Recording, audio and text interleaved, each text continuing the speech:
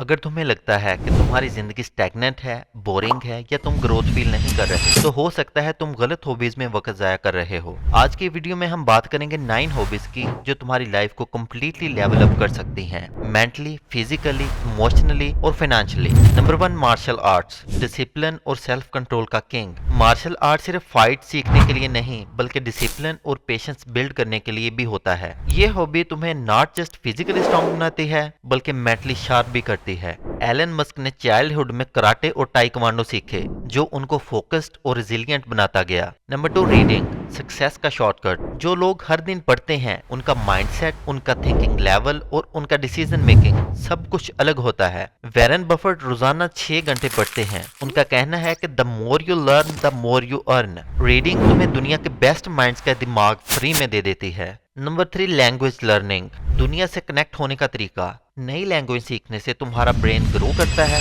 और communication skills भी next level पे चली जाती हैं। मार्क जकरबर्ग ने अपनी वाइफ की फैमिली से कनेक्ट होने के लिए चाइनीज सीखी। एक extra language is equal to एक एक्स्ट्रा वर्ल्ड।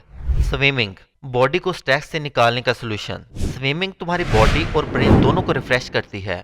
मेंटल हेल्थ के लिए ये एक कंप्लीट एक्सरसाइज है। माइकल फिलिप्स ने स्विमिंग से ना सिर्फ ओलंपिक मेडल जीते बल्कि डिप्रेशन भी बीट किया। ये हॉबी तुम्हारी एंजाइटी और ओवर थिंकिंग को डिसॉल्व कर सकती है। मेडिटेशन, इनर पीस की मास्टर की। मेडिटेशन से तुम अपना फोकस, पेशेंस और पॉजिटिविटी रिकवर करते हो। हर सक्सेसफुल इंसान इस हैबिट को फॉलो करता है। स्टीव जॉब्स ने अपनी क्रिएटिविटी का क्रेडिट मेडिटेशन को दिया है। क्रिएटिव राइटिंग, सोचने का तरीका चेंज करो। राइटिंग तुम्हारे थॉट्स को स्ट्रक्चर देती है।